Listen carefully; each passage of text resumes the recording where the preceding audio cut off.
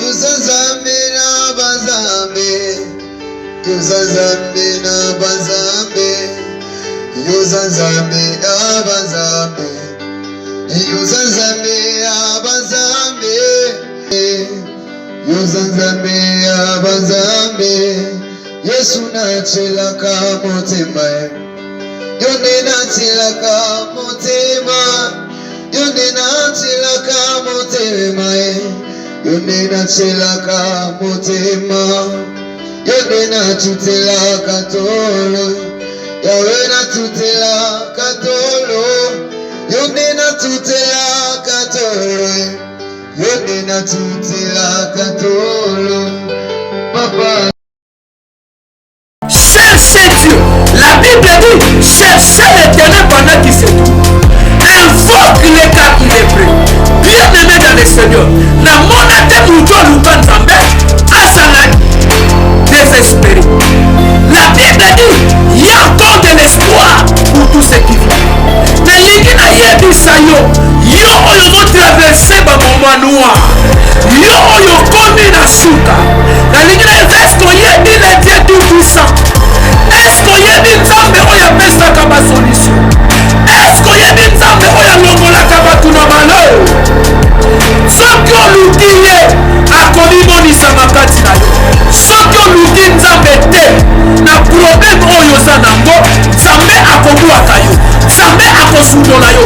Luka nzambe. La première des choses, po obima na kati ya malheur oza nango, po obima na kati ya situation oza nango, po obima na kati ya bablessures etere oza nango, luka nzambe. Shalom, shalom, shalom balandi émission Nabiso sur la prière familiale. Nzambe apambola bino elongo na mosali nabino l'apôtre Joab Kinkela.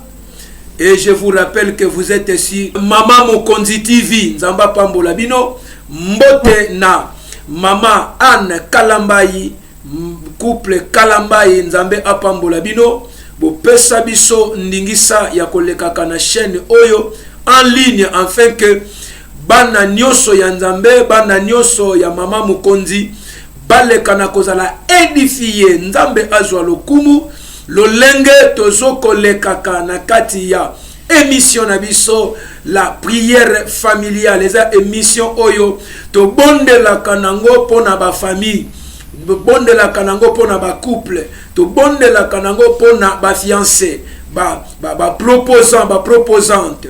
Et nzambe azwa lokumu, nzambe apambola mosali na nzambe oyo apesa biso ndingisa ya koleka na kati ya chaîne oyo. Nzambe apambola mabota nyonso, pe nzambe soutenir ba couple nyonso oyo bazwa engagement ya kolanda kabiso à chaque instant. Nzambe azwa lokumu. Na pesi mbote na balandi nyonso, na pesi mbote na mon épouse Charlie Kinkela, na pesi mbote na bana nanga nyonso, na pesi mbote na mon église le chemin vers Jésus.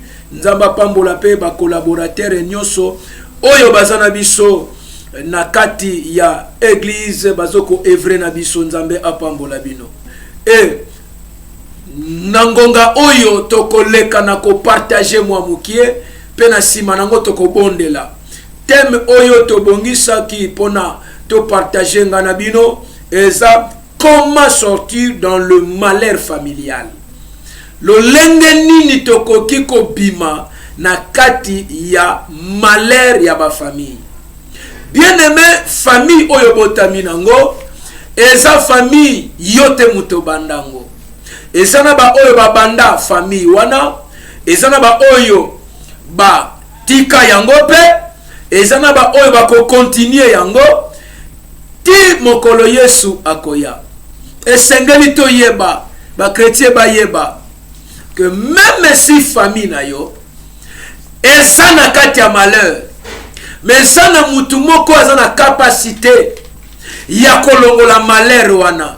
Eza na mutu moko oyo eza au-delà ya malheur. Malheur eza nini? Malheur eza nini? C'est un sort douloureuse. Eza sor moko ya pasi totanga makomi na nzambe. Psaume chapitre 34 verset 20. Bible dit, le malheur atteint souvent les justes, mais l'Éternel l'en délivre toujours. Le malheur atteint souvent les justes. Malheur est quoi atteindre famille na yo. Malheur est quoi atteindre couple na bino. Malheur est quoi atteindre bosui na yo. Malheur est quoi atteindre bana na yo. Malheur est quoi atteindre ministère na yo. Malheur est quoi atteindre ndaku na yo. Mais ce que tu dois retenir, c'est quoi? Le malheur atteint souvent les justes, mais l'Éternel en délivre toujours. Iyo passe koki kozwangai. Iyo blessures intérieures koki kolatangai. Iyo désespoir koko kota kati nangai. Iyo complication koki kolatangai mama nangai. Iyo blocage koki kokota na kati ya couple na bino. Blocage koki kokota na kati ya famille na yo. Blocage koki kokota na kati ya ndaku na yo. Mais ce que je sais, l'Éternel l'en délivre toujours. C'est-à-dire ceux qui malheur ekoti, ceux qui passent ekoti, ceux qui douleur ekoti, ceux qui m'ont commis atteint na ma blessure intérieure. Au monde que rien ne marche, au monde que famille na yo bien aimé, bosoko lela, mais yeba kamweza na solution. Comment sortir dans le malheur familial? Et ça n'a pas malheur familial. Et ça n'a pas malheur. Oyo et atteindre vie à moko na moko. Et atteindre famille na yo. Et atteindre ndaku na yo. Et atteindre musala na yo. Et atteindre libala na yo. Et atteindre mariage na yo. Mais yeba kango na suka solution ezali. Bien aimé na yebisa yo. Na eloko nyo na likambo nyonso oyo koki kokuta na ona vie solution ezali. Tala kutu mutu abomi, mais solution peut s'améliorer. Le malheur atteint souvent les justes, mais l'Éternel en délivre toujours. Je sais une seule chose. Nasima ya malédiction, nasima ya ba mauvais sort, nasima ya ba douleur, nasima ya ba culpabilité, nasima ya ba limitation. Bien aimé, et ça na solution moko oye sengele peut s'améliorer. Bien aimé, ceux qui ont moni oza atteint na malheur. Banano baza atteint na malheur. Couple na bino eza atteint na malheur. Ba projet na yo eza atteint na malheur. Ba complication moko na kati ya famille. Omona ke eloko moko tezo salama. Osoko sala ba démarche. Mais on s'en atteindre perfection. Et il y a une solution. Voilà pourquoi yango na lingi natalisa yo. Ndenge nini okoki kobima na kati ya vie oyo ya mabe ozanango. Ndenge nini okoki kobima na kati ya ba problème oyo ozanango. Solution ezepanganga te. Solution ezate ke ozwa singa okanga na kingo omidiembika. Mais solution et akaka na maboko nzambe. Kokende na gauche te, kokende na droite te. Nzambe alinga sala quelque chose na vie na yo. Chaque monique pasi moko ekoti kati na vie na yo. Chaque monique solution oluki osomona te. Yaya kokende mosika te. Solution yango na lingi na pesa yo. Tala mobali aliga kima yo. Azweli yo mbanda. Bien aimé, kokende gauche, kokende droite te. Et ça na solution koko pesa melai. Nazana set principe. Oye senge natalisa yo. Ndenge nino koki kobima na situation oyo zanango na kati ya famille. Ndenge nino koki kobima na situation oyo zanango na musala.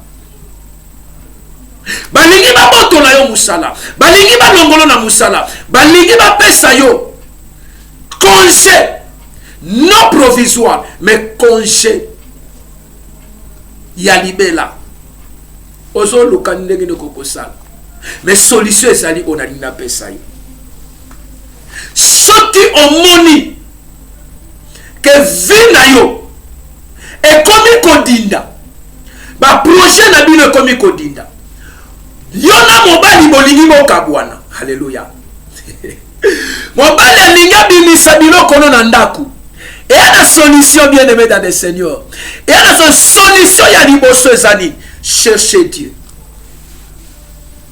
luka nzambe cherchez Dieu. La Bible dit cherchez l'Éternel pendant qu'il se trouve. Invoque-le car il est prêt.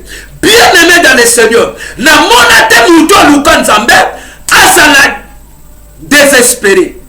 La Bible dit il y a encore de l'espoir pour tous ceux qui vivent. Luka nzambe nzambe ba luka kaye. Okoki kokanga maboko te. Mais luka nzambe. Chronique chapitre 28 verset 9. La Bible dit: et toi Salomon, mon fils, connais le Dieu de tes pères. Salomon azali mwana ya David. Sikoyo David azebisa est-ce que yebi nzambe ya batata? Na lingi na yebisa yo oyo zo traverser ba moment noir. Yo oyo komi na suka. Na lingi na est-ce que yebi le Dieu tout puissant? Est-ce que yebi nzambe oyo apesaka ba solution? Est-ce que yebi nzambe oyo longolaka batu na malheur? Soki oluki ye akomi monisa makati na yo. David azoloba na Salomo soki oluki nzambe ya batata na yo akomi monisa makati na yo. Kasi soki oluki ye te, il te jettera pour toujours. Soki oluki nzambe te, na problème oyo za nango nzambe akobwaka yo, nzambe akosundola yo. Luka nzambe, la première des choses po obima na kati ya malheur oza nango, po obima na kati ya situation oza nango, po obima na kati ya ba blessures intérieures oza nango, luka nzambe. Soki oluki ye te, nzambe akobwaka yo. Cherchez l'Éternel. Cherchez l'Éternel. Ça c'est la première des choses.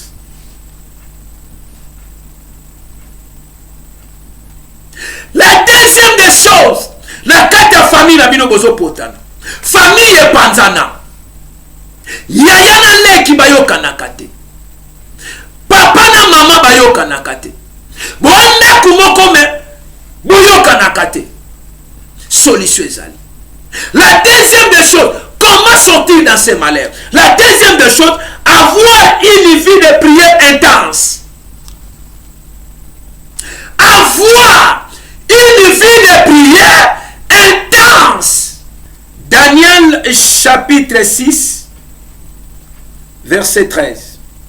Ils prirent de nouveau la parole et dirent au roi: Daniel, l'un des captifs de Juda, n'a tenu aucun compte de toi au roi, ni de la défense que tu as écrite. Et il fait sa prière 3 fois les jours. Malheur sur Daniel. Oyo roi atie édicte na ye, atie mobeko na ye, alobi que dans l'espace il y a 30 jours, mutu akoadore nzambe mosusu aza te, excepté yo roi, à part yo roi. Le reste ya peuple esengeli ba adore stati. Mais yo kama kama yebisa yo Daniel na kati ya mboka bapaya a se retrouvé entre l'enclume et le marteau. Et là quoi ça les athées malheur ekangi Daniel loi ekomi liboso na ye ke bakobwaka ye na libulu ya bankosi amoni ta kosala nini yaya lokola Daniel azalaki na une vie de prière intense. La Bible dit Daniel chercha la face de Dieu. La ligue na yebisa ndeko moko na yebisa famille moko oyo ezo traverser na ba moment noir pour sortir dans le malheur que Ecclesia, chercher la face de Dieu, avoir une vie de prière intense. Le sambo, celui qui prie, est capable de tout. Chercher la face de Dieu. La Bible dit Daniel a dit quitter Kosambela pendant 3 jours, plutôt pendant 21 jours. La Bible dit à son bon de la 3 fois par jour. Tongo midi pourquoi? Une vie de prière intense. Likambozo Luka, le sambo buka mabolo. La Bible dit la prière des justes a une grande efficacité. Famille na lezo senga le sambo. Voilà pourquoi organisation oyo bien-aimé dans le Seigneur. Il y a prière familiale. Vision nangwesa et que to sangana na mabota. Diable lingaka unité te. Diable lingaka bosanganité. Diable lingaka kimia te. Soki bosaka kana kimia, il faut problème moko ya bien-aimé dans le Seigneur. Na lingina yebisa yo, cherchez l'Éternel pendant qu'il se trouve. Invoque-le car il est prêt. Une vie de prière intense. Ne ekosunga yo, opima na kati ya malheur. Une vie de prière intense, ekosunga yo, et que olongola soni, opprobre oyo diable, azoluka lona na kati ya famille na bino, azoluka lona na kati ya couple na bino, azoluka lona na kati ya santé na yo. Cherchez l'Éternel peut avoir une vie de prière intense. Comment sortir dans le malheur? La troisième des choses, la présentation de ton offrande. La présentation de ton offrande. La prière de Moussousou. Okoki kosala o gêné. Oluki nzambe 21 jours. Oluki nzambe. Mais ça n'a prière Moussousou. Oyesake, il faut présenter offrande na yo. Oyana ba offrande. Hébreux chapitre 10 verset 14.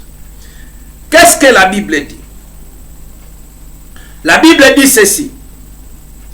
Car par une seule offrande, il a amené à la perfection pour toujours ceux qui sont sanctifiés. Offrande n'a deux volets. Offrande ya liboso par rapport ya possibilité oyozanango. Ba dimi na yo, ba action de grâce na yo, ba don volontaire na yo, pesaka ekobunde la yo mama. Problème ozanango. Au monique au commun na suka, yaya, zwa sacrifice. Kende nango pa mosalanza, pesaye a déclaré les colonnailles. Sortir dans le malheur. Nous sommes dans un domaine de sacrifice. C'est-à-dire, nami kabi mobimbe pa inanzambe pona servir. C'est une offrande. Zambe apambola yo comment sortir dans le malheur. La quatrième des choses, l'obéissance à la volonté de Dieu. L'obéissance à la volonté de Dieu. Nous devons obéir à Dieu. La Bible dit l'obéissance vaut mieux que les sacrifices. Et sengeli na yonanga, toyeba koto sa volonté ya nzambe. Toyeba koto sa ba principe ya nzambe. Toyeba koto sa maloba oyo nzambe aloba pona biso. C'est ça le principe pour sortir dans le malheur. Ozoluka. Ok, ne commis diembika. Ozo luka omela poison. Hein? Ozo luka kabwana mobali na yo. Bien aimé. Ko kabwana te. Ko swana nou ba décision oyo ligo zwate. Pona ndeko na yo. Ko so ba décision ligo zwate pona mobali pona mwasi na yo. Bien aimé. Kanisa pasi oyo yo. Bomona na mwasi wana. Na mobali wana. Tama be na ye. Est-ce que vous limbisa toto samaloba nzambe? Romains chapitre 5 verset 10. La Bible dit ceci. Car comme par la désobéissance d'un seul homme, beaucoup ont été rendus pécheurs. De même par l'obéissance d'un seul, beaucoup seront rendus justes. Obéissance na yo. Yali lobanzam. Et que ça la eke famille ne kangola. Botosi na yo na malobanzam. Et que ça la eke couple na bino e pambola. Couple na bino e bimana kati ya malheur. Problème au besoin na bimana kati ya malheur. À travers kaka kotosa na yo malobanza. Comment sortir dans le malheur? Veillez sur ta vie. Place tokosuki sa yangwana. Veillez sur ta vie. Et il faut veiller likolo mobali na yo. Faut veiller likolo mwasi na yo. Veiller likolo bana, veiller likolo famille. Veiller na zolobela owa. Et ça te boutou mobimbolalite. Non. Veiller na zoloba eke. Okoka kosala kaba suivi. Yakolia mobali na yo. Yakolata mobali na yo. Yakotambola mobali na yo. Contrôlez famille na yo. Veillez sur yango. Psaume chapitre 39 verset 2. Je disais, je veillais sur mes voies. Banzela na yo veillez sur yango. Maloba oyo zo bimisa veillez sur maloba wana. Bisiko zo kota veillez. Yana bisika musoko kote memeli yo malheur. Yana maloba musoko ko bimisa emeni blocage na vie na yo. Yana ba acte musoko ko poser bien aimé ennemi mabe na kati ya famille. Veillez sur ta vie. Veillez sur tes enfants. Veillez sur ton mari. Veillez sur ta femme. Veillez sur tes projets. Veillez na voyage na yo. L'année la makambu yaya. Jusqu'au bout. Persévérer. Tu verras la gloire de Dieu. Nzambe apambola biso. Wana ezalaki enseignement na biso si la prière familiale. Nzamba sunga ba famille nyoso, nzambe apambola ba famille nyoso, et nzamba soutenir ba famille nyoso oyo landi biso na ngonga oyo. Na lingi tozwa 5 minutes ya losambo pona kotika ba famille nyoso na maboko ya nzambe, pona kotika ba couple nyoso na maboko ya nzambe, pona kotika ba ndaku nyoso na maboko ya nzambe. Lolenge touti koloba comment sortir dans les malheurs, chercher la face de Dieu, avoir une vie de prière intense, la présentation de ton offrande, l'obéissance à la volonté de Dieu, et tu dois veiller sur ta vie, sur ta famille. Oso bon de l'Anzambe, na kombo na Jésus-Christ. Père, na passion un grand merci pour na bande konyoso oyo balanda kibiso na ngonga oyo. Na sengi grâce pe faveur, et se manifester likolo ya papa, et se manifester likolo ya mama, et se manifester na mabota, et se manifester na ba couple. Nzambe na lola ndeko oya swami na kati ya malheur, ndeko oya swami na kati ya ba blessures intérieures, ndeko oyo vi esuki, famille oyo linge panzana, couple oyo linge kabwana. Nzambe ya ngolu manifester gloire na yo, pe puissance ya bonzambe na yo ekota na sambeli pona bandeko nyoso, na sambeli pona papa, na sambeli pona mama. Tika grâce leka na kokita liko na bango nzambe. Pesa moko na moko une vie de prière intense. Sunga mama o, sunga papa o, sunga frère o, sunga sœur o. Ayeba na ko éveiller likola vie na ye. Ayeba na ko éveiller likola musala na ye. Ayeba ko éveiller likola ba démarche ya musala na ye. Ayeba ko éveiller likola ndaku na ye. Ayeba ko éveiller likola bana na ye. Nzambe na ngolu na sengi lipamboli Abraham, lipamboli ya Isaac, lipamboli ya Jacob, esembola maliko na bino. Nzamba ngolu atambola na bino, bisika nyoso bokozala nguya nzambe etambola na bino na kombo na Yesu Kristo. Nzamba lola oyo nyoso azobela Yahweh abika siko au nom de Jésus Nazareth. Kinia ekota na mabota na bino, kinia ekota na couple na bino, kinia ekota na ndaku na yo, kinia ekota na musala na yo, kinia ekota na ba démarche na yo, kinia ekota na ba nzoto na bino na kombo na Yesu Kristo oyo azali kolope mobikisi nde na sambe na kondima tolobi merci Seigneur Jésus Christ. Amen. Nzambe apambola bino nyoso oyo bozalaki na biso branché na quelques minutes oyo toyoki liloba na nzambe. Nzambe apambola bino kobosana te, restez toujours branchés na kati ya émission na bino sur la prière familiale. Bisika oyo to bondelaka, bisika oyo to exhortaka mabota, bisika oyo to sangisaka mabota pona lokumu na nzambe. Kobosana te, la famille est sacrée. Nzamba zwa lokumu na kombo na Jésus Christ. Amen.